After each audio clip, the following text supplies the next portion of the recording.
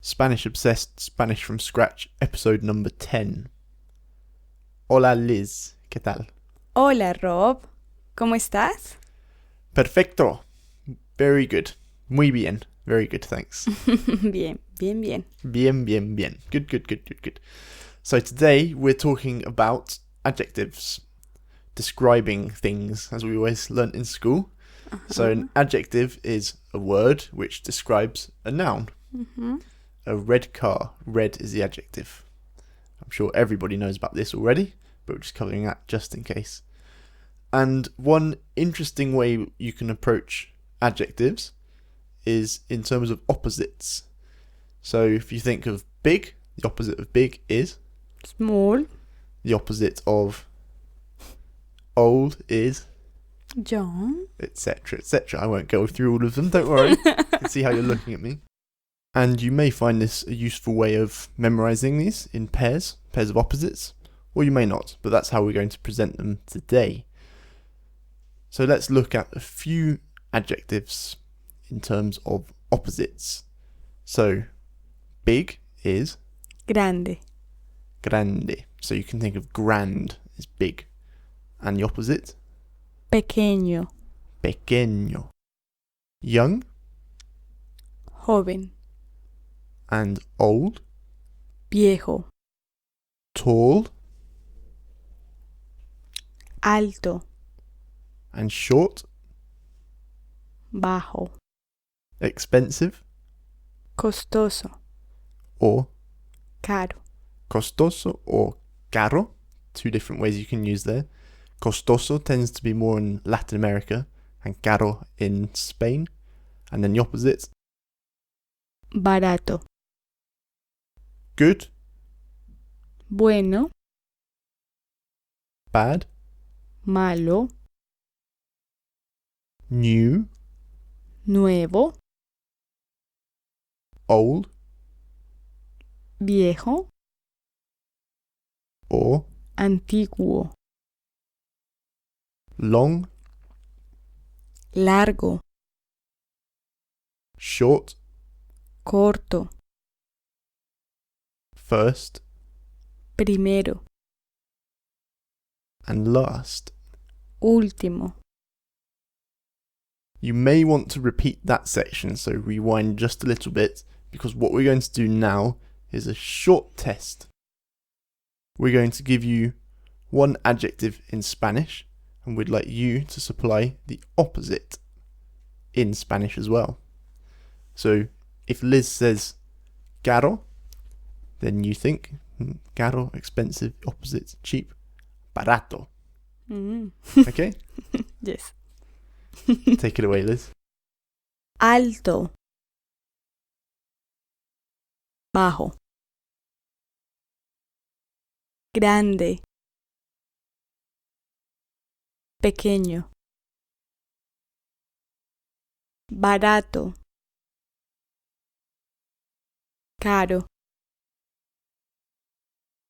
Bueno.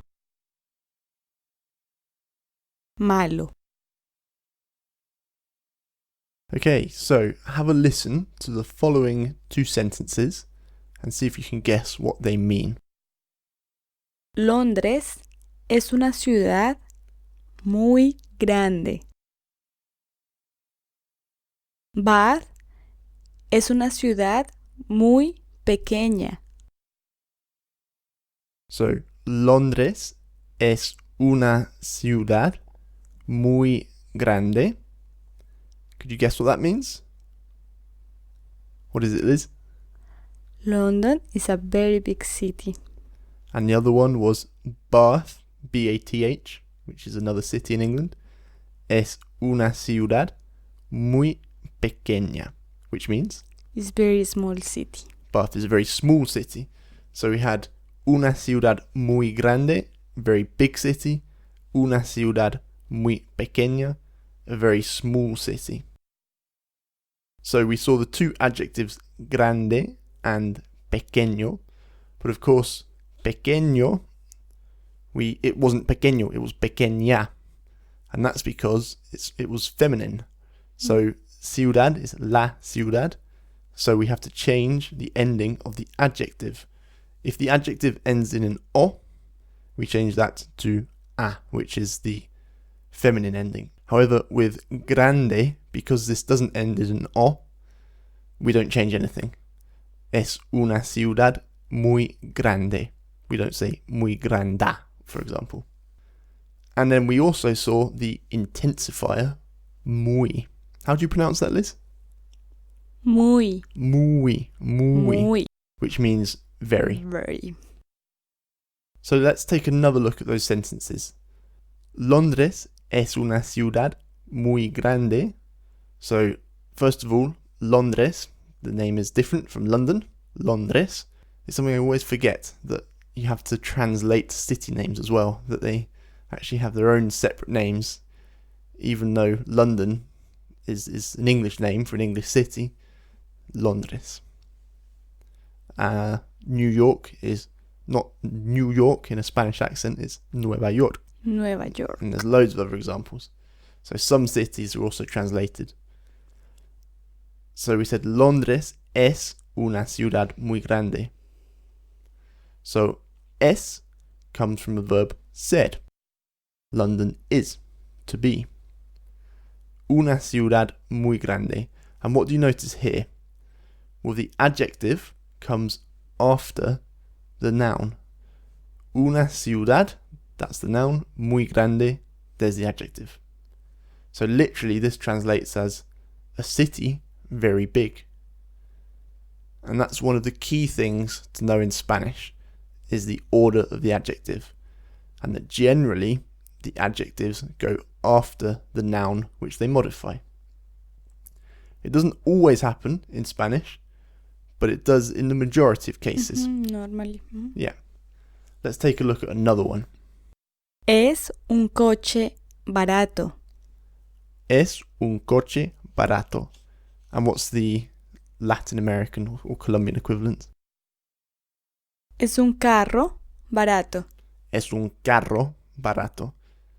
So in Spain they say coche for car. In Latin America it's carro with a double R. And this means it's a cheap car. Un coche barato, a car cheap. The adjective coming after the noun. So, we'll give you a couple more sentences in English, and what we'd like you to do is using the same form of es un noun muy adjective. Yeah, so es un noun muy adjective. It's a car very expensive. sounds ridiculous in English when you translate it literally, but that's what we're trying to do. We're following that pattern. So, the first one is, he's a very young boy, and boy is niño. Él es un niño muy joven. So Liz used él es. He is. Él es un niño muy joven. He's a boy very young. It's a long day. And day is día. And actually día, although it ends in a, is a masculine noun. Es un día largo. Es un día largo. It's a day long. And the last one, it's a big house. House is casa. Es una casa grande. So there we go. A very short introduction to using adjectives. There's loads more to know about using adjectives, but as first steps, there's a nice starting place. So learning some opposites and then remembering that usually the adjective follows the noun in Spanish. Muchas gracias, Liz. Gracias, Rob. Eres muy inteligente.